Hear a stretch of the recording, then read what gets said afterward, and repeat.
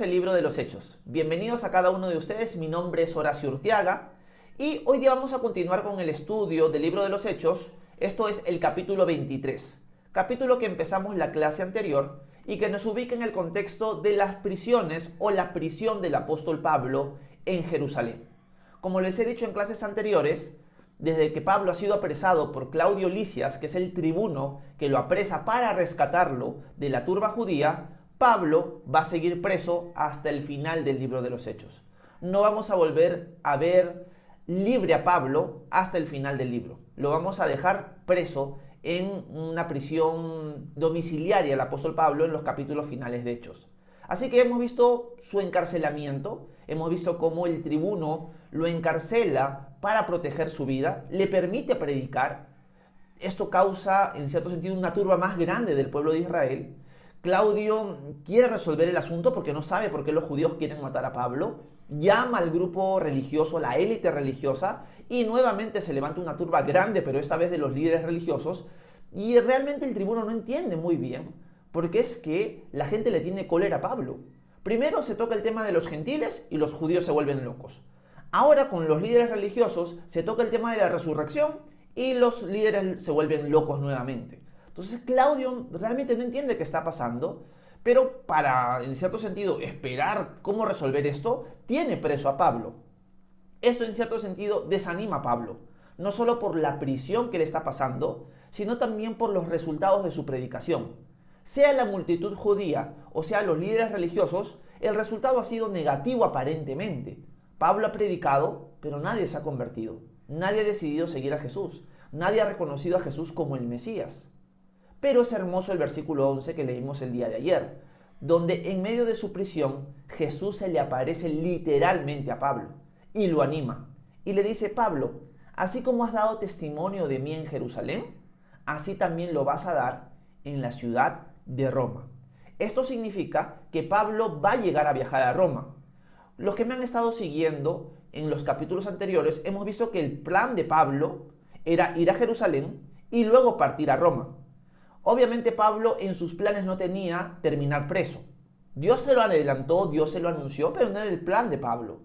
Bueno, Dios le está confirmando a Pablo que los planes que él tenía de viajar a Roma se van a cumplir, pero no de la manera que él lo esperaba, porque los caminos de Dios son distintos a los nuestros muchas veces, son más altos que los nuestros, son más sabios que los nuestros. Así que en el contexto que nos encontramos esta mañana, nos encontramos con el apóstol Pablo preso, pero animado por el mismísimo Jesús. Vas a tener que dar testimonio de mí también en Roma, le dice el Señor en el versículo 11 del capítulo 23. Lo que vamos a empezar a leer a continuación es el versículo 12 en adelante y ver qué transcurre en esta prisión del apóstol Pablo. Así que acompáñenme a Hechos capítulo 23 y vamos a leer a partir del versículo 12. Dice lo siguiente Lucas, el autor de Hechos.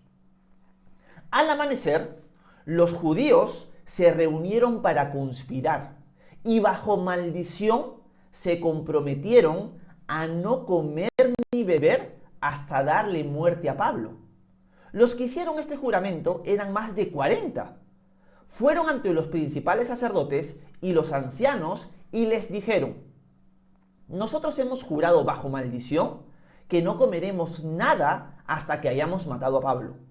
Les sugerimos a ustedes y al concilio pedirle al tribuno la comparecencia de Pablo para mañana, porque ustedes quieren averiguar algunas cosas acerca de él.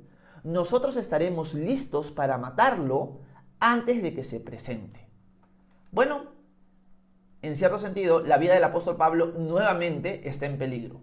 ¿Por qué? Porque estos 40 hombres hacen un juramento bajo maldición de no comer ni beber nada hasta que le den muerte al apóstol Pablo. Esto en cierto sentido es preocupante porque la vida de Pablo está en peligro, pero por otro lado no es preocupante. ¿Por qué? Algo que quizás se nos escapa de la mente es que Jesús ya le prometió a Pablo que va a dar testimonio de él en Roma. Si Jesús te dice a ti que vas a dar testimonio de él en Roma, significa que nadie te va a poder matar. Aunque el hombre planee e intente matarte, no va a suceder, porque Dios ya te prometió que vas a ir a Roma. Así que Pablo en cierto sentido tiene que estar tranquilo. Jesús ya me dio una promesa, y esa promesa es que yo voy a dar testimonio de él en Roma. ¿Cómo voy a ir? ¿En qué tiempo? Eso depende de Dios. pero mi vida está, en cierto sentido, en sus manos y estoy tranquilo. Él ya me prometió que lo voy a hacer. Y acá podríamos remarcar algo para empezar esta mañana. Si el Señor ha prometido algo, tú confía en su fidelidad. No dudes de sus promesas, no dudes de su fidelidad. Si Dios te ha prometido algo, sea a ti específicamente o sea en general a todo su pueblo, descansa en las promesas de Dios. Dios es fiel, Dios no falla, Dios sí cumple sus promesas. Dios no es como nosotros, que somos falibles, Él es infalible. Y una de las promesas que me encanta del Señor, que siempre repito, es Isaías 41:10, cuando Dios le dice a su pueblo, no temas que yo estoy contigo, no desmayes que yo soy tu Dios que te doy fuerzas. Siempre te ayudaré, siempre te sustentaré con mi victoriosa diestra mano de justicia. Yo creo que es una promesa que todos deberíamos recordar y meditar constantemente, en momentos buenos como en momentos donde estamos un poco bajoneados. El apóstol Pablo en este momento está bajoneado, pero la promesa del Señor lo ha animado. Pero ahora nos cuenta Lucas que se está levantando un complot para matar al apóstol Pablo. 40 hombres están dispuestos a matarlo y han hablado con los líderes religiosos para que hagan salir a Pablo de la prisión, como quien que quieren entrevistarlo nuevamente, y en el camino hacia esa entrevista supuestamente lo van a matar. Eso es lo que va a pasar. Es triste ver que supuestamente estos líderes religiosos que aman tanto a Dios y que conocen su ley y su palabra y la quieren guardar a la perfección, en su corazón están más podridos que el peor de los excrementos. Porque ellos que supuestamente son los guardianes de la ley, que conocen la voluntad de Dios, están en cierto sentido siendo cómplices del asesinato de un hombre porque no les gusta lo que él predica y lo que él les dice. Ahí se dan cuenta lo hipócrita que eran estos líderes religiosos. Dicen ser los conocedores de Dios, dicen ser los guardianes de la ley, pero en sus vidas no lo cumplen. En su corazón son unos asesinos. Y por eso van a permitir que lo que estos hombres les dicen se lleve a cabo. Ellos no le van a decir cómo van a matar a este hombre sin ser juzgado. Dios dice no matarás. Pero ellos no hacen eso. Ellos simplemente demuestran con sus vidas que lo que decían con sus bocas realmente en su corazón no existía. Con su boca dicen Señor, Señor, pero su corazón está lejos de Él. Es una tristeza que vemos en estos líderes religiosos y con justa razón se merecen su condena. Vamos a ver qué sucede a continuación. Estos hombres ya han jurado esta promesa bajo maldición de que no van a comer y beber hasta que maten a Pablo, y hablaron con los líderes religiosos para que manden llamar a Pablo y luego resulte en la muerte del apóstol. Vamos a ver si sucede o no. Veamos los siguientes versículos. Versículo 16 en adelante. Pero el hijo de la hermana de Pablo se enteró de la emboscada y fue a la fortaleza y entró para darle aviso a Pablo. Este llamó entonces a uno de los centuriones y le dijo: lleva a este joven ante el tribuno, porque tiene algo que informarle. El centurión llevó al joven ante el tribuno y a este le dijo: el preso Pablo me llamó y me pidió que te trajera a este joven a tu presencia porque tiene algo de qué hablarte. El tribuno lo tomó de la mano y llevándolo aparte le preguntó: ¿qué es lo que tienes que decirme? El joven le dijo: los judíos han acordado pedirte que lleves mañana a Pablo ante el concilio, porque le quieren preguntar algunas cosas. Pero no les creas, porque más de 40 de sus hombres lo esperan para matarlo. Han jurado bajo maldición que no comerán ni beberán hasta haberlo matado. Están dispuestos a hacerlo y solo esperan que hagas venir a Pablo. El tribuno despidió al joven y le mandó que no dijera nada a nadie del aviso que le había dado. Bueno, acá sucede algo que se conoce la soberanía de Dios y la providencia de Dios. Dios está en control de todos los sucesos y el Señor en cierto sentido mueve los sucesos para su gloria al final. Y una de las cosas que se les escapa a los religiosos y a estos hombres sicarios, se podría decir, que quieren matar a Pablo, es que el sobrino del apóstol Pablo se entera de la emboscada. Así que va y le cuenta a Pablo, que está preso, lo que estos hombres han planeado hacer. Pablo, cuando escucha esta noticia, lo más probable es que no se inmuta o no se preocupa por lo que ha pasado o por lo que está pasando. ¿Por qué? Porque como ya hemos recordado, Jesús se te ha aparecido la noche anterior. Jesús te ha prometido que vas a ir a Roma. Por lo tanto, este evento o este intento de asesinato no va a dar fruto. No va a resultar porque Jesús ya te prometió que vas a ir a Roma. Así que manda a Pablo a llamar a un centurión, le indica lo de su sobrino y su sobrino le cuenta a Claudio, al tribuno, lo que se está planeando. Así que el tribuno, después de escucharlo, le dice, mira, no cuentes a nadie lo que se ha dicho o lo que tú me has contado, yo me voy a encargar del asunto. Así que el sobrino de Pablo se va y ya el tribuno sabe el intento de asesinato de Pablo que se está planeando, que se está gestando y con una manipulación hacia su persona, porque los líderes religiosos van a mandar a llamar a Pablo. ¿Qué podemos aprender aquí? Una de las cosas que me puse a pensar es lo siguiente. Jesús, sí, en efecto, le ha prometido a Pablo que va a ir a dar testimonio de él también a Roma. Pero eso no significa de que no vayan a surgir problemas, tormentas, intentos de asesinato en el caso de su vida. Jesús no le prometió eso. Jesús no le prometió librarlo de los problemas, sino que realmente va a llegar a Roma y va a dar testimonio de él. Y yo creo que eso es algo importante de recordar también esta mañana. El Señor nos da promesas a nosotros, que Él va a estar con nosotros, que Él va a suplir nuestras necesidades y muchas otras promesas importantes que nos animan diariamente. Pero eso no significa de que el Señor nos prometa una vida color de rosas, una vida que tenga tribulaciones, una vida que tenga prisiones, una vida que tenga dificultades, una vida que tenga tormentas. El Señor no nos promete una vida así, porque una vida así generalmente crea en nosotros una tibieza que el Señor no desea en nuestra vida.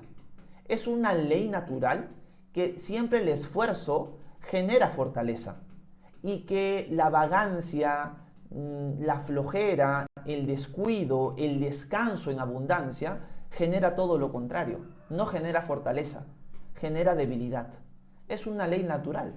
Y en el caso de las cosas espirituales también sucede así. Si nuestra fe no es probada, si nuestra fe no es retada, si no pasamos cosas difíciles y Dios nos las permite en nuestra vida, vamos a ser cristianos fofos, cristianos débiles en nuestra fe.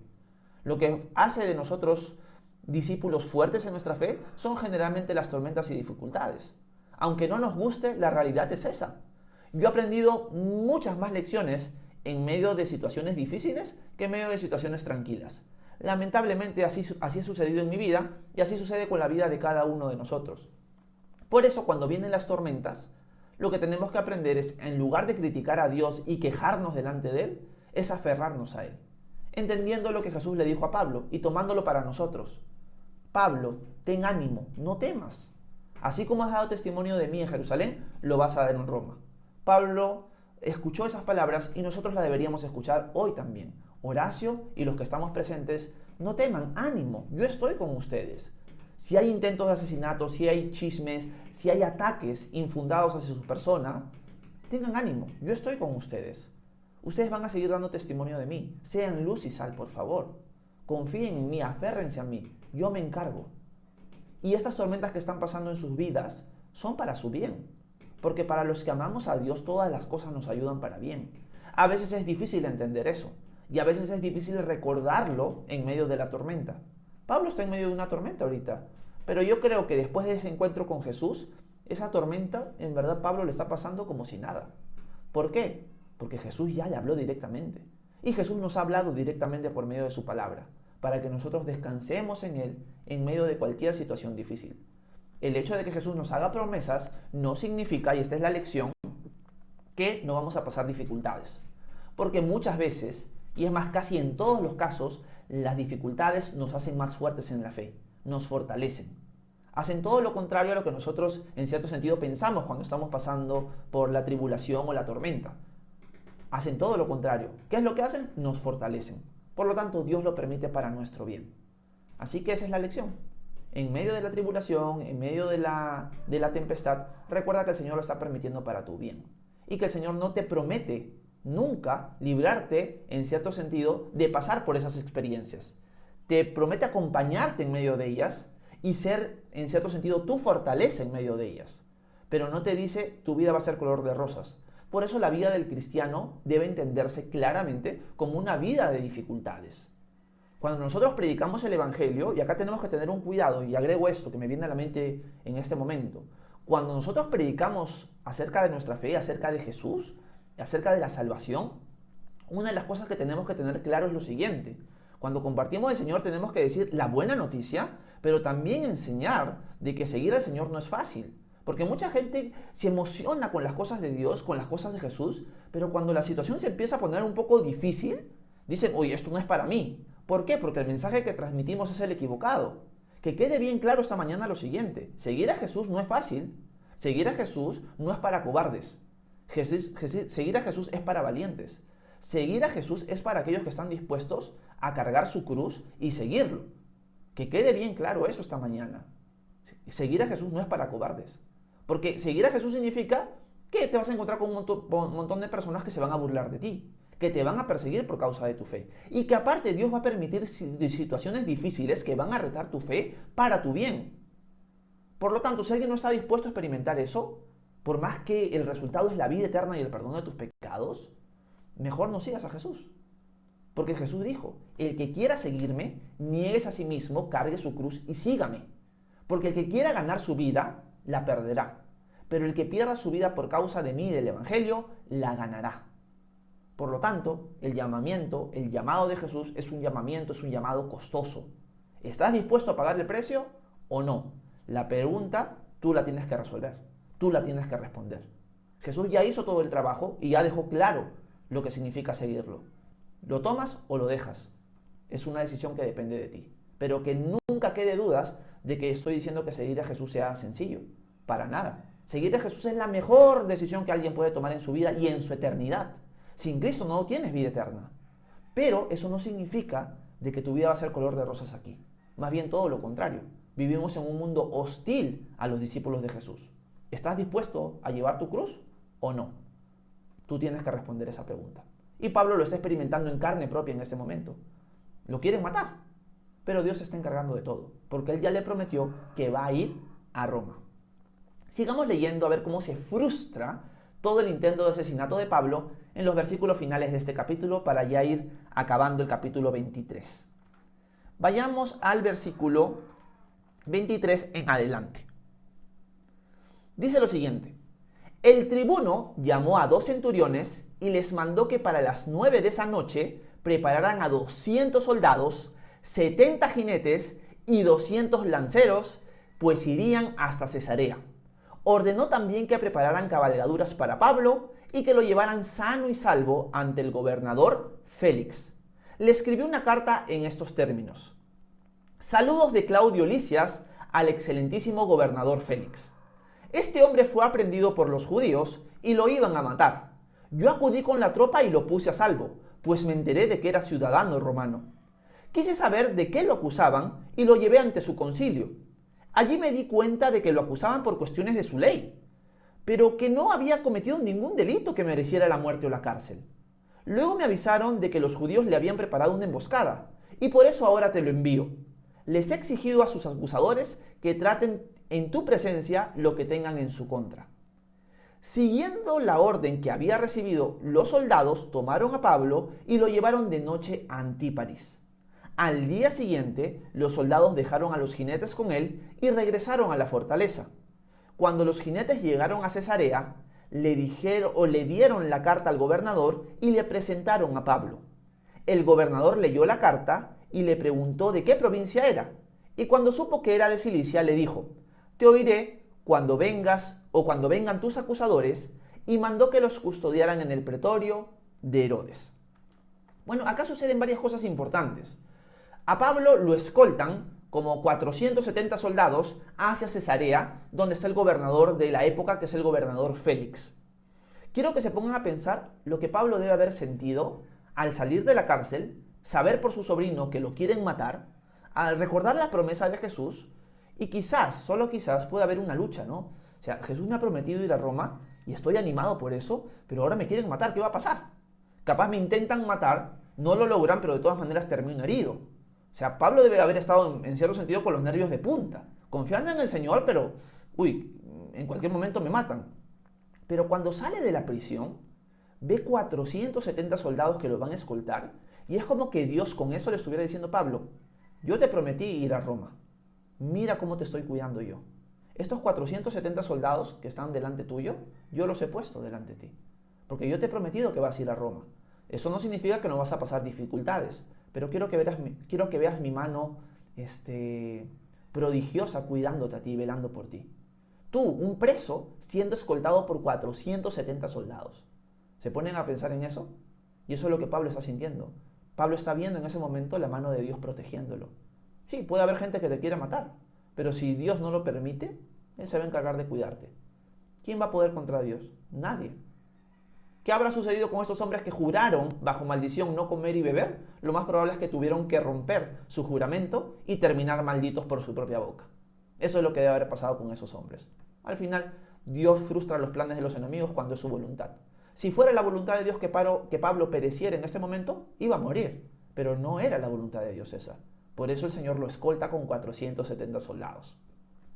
Claudio manda una carta, ¿no? con los soldados para el gobernador Félix, y Claudio se pinta de lo mejor, ¿no? Yo salvé la vida a Pablo, yo me enteré que era un ciudadano romano y por eso traté de averiguar. Nosotros sabemos que la historia no fue así, pero Claudio se deja en los mejores términos delante del gobernador Félix. Cuando el gobernador Félix lo recibe, le pregunta de dónde es de Cilicia, así que le dice, bueno, voy a esperar que lleguen tus acusadores para tratar el tema y ver qué sucede al final. Lo interesante es que si nosotros seguimos leyendo la historia, Pablo, aunque puede pensar ya dentro de poco me sueltan, Pablo va a seguir preso durante 2 años más todavía. Así que es la voluntad de Dios que Pablo siga preso. Pablo quizás pensó, bueno, si Jesús me ha prometido ir a Roma, capaz la otra semana ya estoy ahí. El Señor me lo ha prometido. Van a pasar 2 años más y Pablo va a seguir preso en Cesarea. ¿Qué nos enseña esto para terminar? Que los tiempos de Dios, al igual que sus caminos, no son los nuestros. Sí, el Señor le ha prometido a Pablo ir a Roma, pero no le ha dicho cuándo. Y no le ha dicho de qué manera va a ir. Por lo tanto, una lección importante para nosotros es esa. Los caminos y los tiempos de Dios no son los nuestros. Si Él es nuestro Señor, confiemos en sus promesas, reconozcamos de que esas promesas no nos libran de las dificultades, sino que más bien a veces hasta las prometen, porque nos hacen más fuertes en nuestra fe. Pero también recordemos que las promesas de Dios sí nos acompañan. El Señor nos promete acompañarnos, pero eso no significa que todo va a salir a nuestra manera y en nuestro tiempo. Si Jesús es nuestro Señor, las cosas tienen que salir y tenemos que aceptarlas, que tienen que salir en su tiempo y a su manera. De eso se trata ser discípulos de Jesús. Así que si las cosas no están saliendo como tú quieres y no están saliendo en tu tiempo, recuerda que tú no eres tu dueño, que tú tienes un Señor a quien has jurado lealtad. Y Él es el que decide los tiempos y las maneras. Deja de renegar y empieza a confiar y a descansar en el Señor. Eso es lo que quería compartir con ustedes esta mañana. Creo que esto es algo que se puede rescatar de este texto y espero que haya sido de edificación lo que hemos leído del capítulo 23. Ya el día de mañana, Dios mediante, ya la otra semana estaremos leyendo el capítulo 24. Y ya saben que si tienen alguna pregunta, alguna duda, alguna inquietud de lo que hemos leído o de otra cosa acerca de Dios, del cristianismo, la Biblia, déjenme en la sección de comentarios que con gusto voy a leerlos a continuación. Muchas gracias a cada uno por su atención, que Dios los bendiga a todos.